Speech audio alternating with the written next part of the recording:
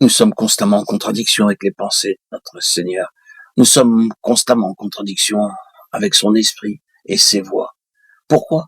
Parce que notre moi, notre ego veut s'engager et il fait abstraction de ce qu'est la volonté de Dieu, de ce qu'est lui demander, Seigneur, qu'attends-tu de moi?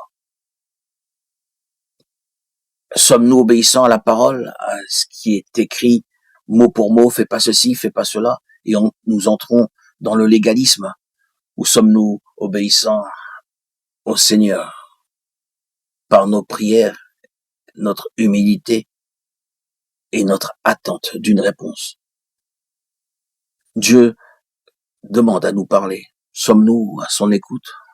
Tendons-nous l'oreille? Je parle bien sûr ici de l'oreille spirituelle.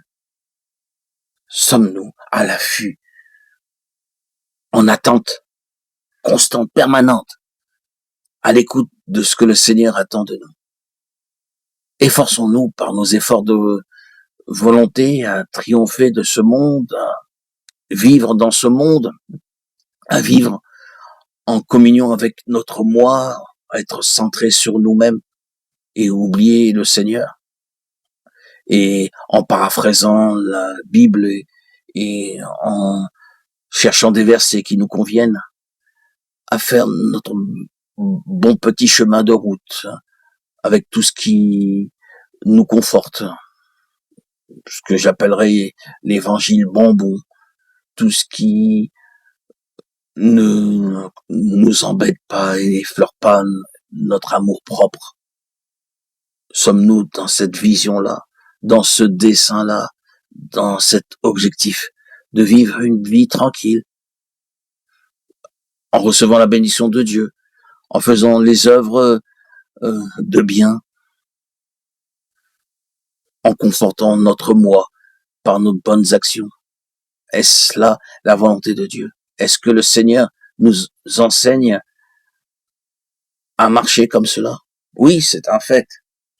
Mais tant que nos œuvres sont liées à notre moi, à notre ego, pour flatter notre être extérieur, notre être intérieur ne sera qu'éteint, étouffé, et l'esprit ne pourra en aucune manière nous enseigner.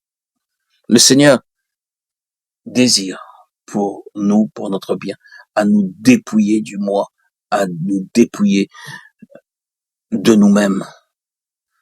Nous ne savons pas, frères et sœurs, bien-aimés, ce qui se cache derrière nos intentions. Ah, il nous faut entrer dans une école très sévère du Saint-Esprit pour arriver à découvrir qu'aux yeux de notre Seigneur, nos intentions les meilleures sont corrompues et que nos mobiles les plus purs sont souillés. Quelque part à la source des choses que nous croyons être pour Dieu, il y a le moi dans toute sa splendeur. Celui qui ne demande qu'à rayonner aux yeux du monde, à rayonner à ses propres yeux, à vivre selon ses propres projets, vivre son propre chemin, tout en alliant un peu de spirituel évangélique à la vie mondaine et être en rien détaché de tout ce qui nous enchaîne à ce monde. Et là, bien sûr, n'être qu'une demi-vérité, qu'une demi-personne, pas entière envers Dieu, pas consacrée, menant de toute manière et de façon fatale